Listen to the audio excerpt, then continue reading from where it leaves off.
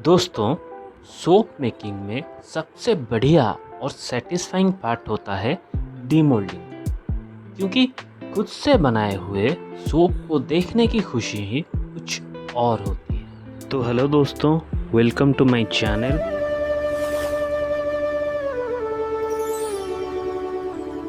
So this is episode 1 of soap making और आज हम बना रहे हैं नीम एंड एलोवेरा का सोप। पूरा प्रोसेस मैंने डिटेल में बताया है, सो वीडियो को एंड तक ज़रूर देखें। एंड अगर आपको इसकी पैकेजिंग के बारे में जानना है, जस्ट कमेंट पैकेजिंग एंड मैं इसके ऊपर एक डेडिकेटेड शॉर्ट्स डाल दूंगा। So let's begin. तो दोस्तों, सबसे पहले हमें चाहिए सोप बेस। यहाँ पे मैंने करीबन 360 ग्राम ग्लिसरीन सोप बेस लिया है। दोस्तों, यहाँ पे एक बात का ज़रूर ध्यान रखिए कि आप बहुत ज़्यादा नीम एंड एलोवेरा एक्सट्रैक्ट यूज़ ना करें। बहुत ज़्यादा प्यूरी डालने से आपकी सोप महज कुछ टाइम में स्वेटी और मडी बन जाता है। और दोस्तों, अगर आप इसे प्रोफेशनली बनाना चाहते हैं तो आप ओरिजिनल नीम ऑयल यूज़ कर सकते हैं, जो कि नीम के सीड से बनता है। इसका स्मेल बहुत ही ज़्यादा कड़वा होता है। बाकी सारी चीज़ ऑप्शनल है, आप चाहे तो डालिए या फिर इसे स्किप कर सकते हैं, लेकिन मेक कीजिए जो माइका आप डाल रहे हैं वो कॉस्मेटिक ग्रेड का हो।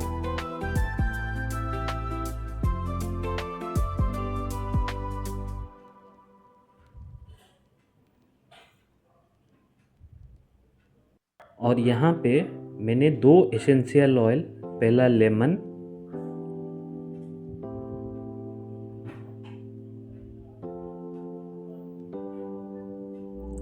और दूसरा पेपरमिंट का यूज़ किया है।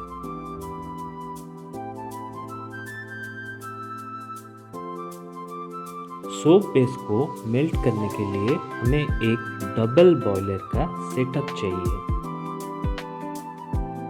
अभी हम दोस्तों सोप बेस को कट करेंगे।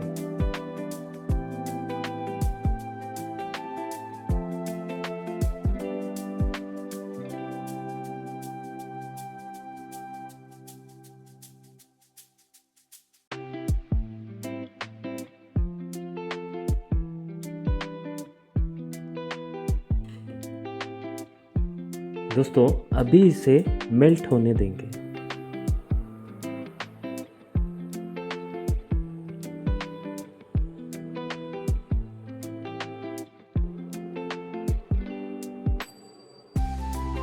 दोस्तों, जब तक ये मेल्ट हो रहा है, चलिए मैं आपको दिखा देता हूँ कि मैंने नीम एंड एलोवेरा का प्यूरी कैसे प्रिपेयर किया। सबसे पहले हम कुछ एलोवेरा को काट के ऐसे पानी में डाल देंगे, ताकि उसके निचले पार्ट में जो लैटेक्स है वो निकल जाए। लैटेक्स स्किन में इरिटेशन पैदा करता है। मैंने यहाँ पे एक छोटा सा एलोवेरा का पीस और कुछ ही नीम पत्ते लिए हैं, क्योंकि हमें 15 ml ही प्यूरी चाहिए।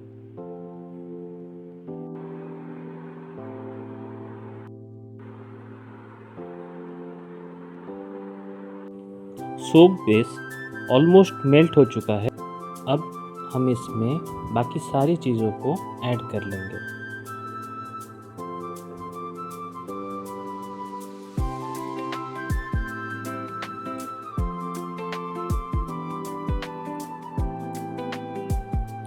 अभी मैं माइका पाउडर ऐड कर रहा हूँ। हमें इसे बहुत कम मात्रा में यूज़ करनी है।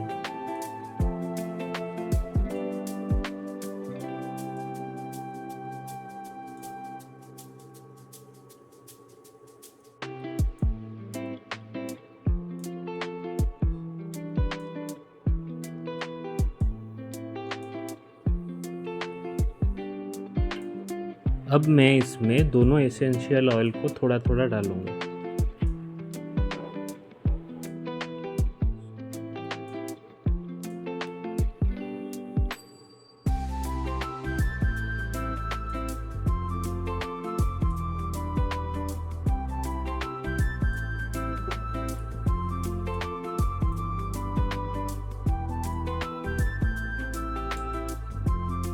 अब फाइनली बनाए हुए प्यूरी को हम इसमें डाल देंगे।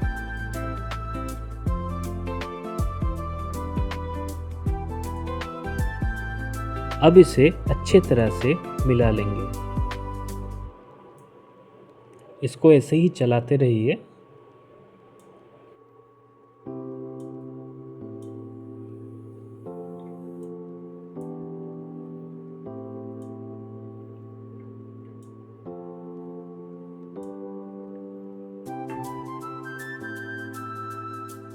मैंने अपने मोल्ड को अच्छे से साफ कर लिया है। अब इसमें हम पोर करेंगे। सारे कैविटी में सही से पोर कर लीजिए।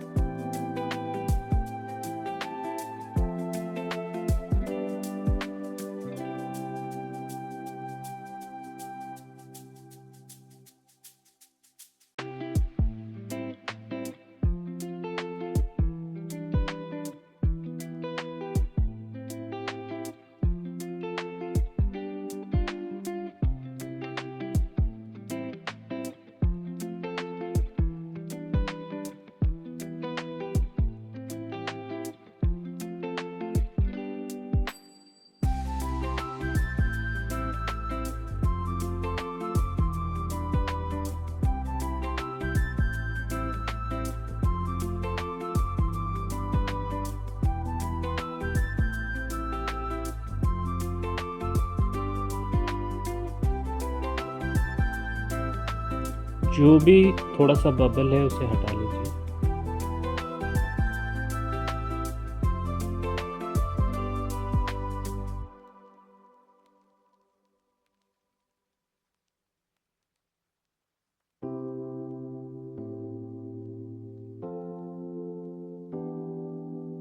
अब इसे 1 से 2 घंटा दे दीजिए क्योर होने के लिए। मैं इसे ओवरनाइट छोड़ रहा हूँ।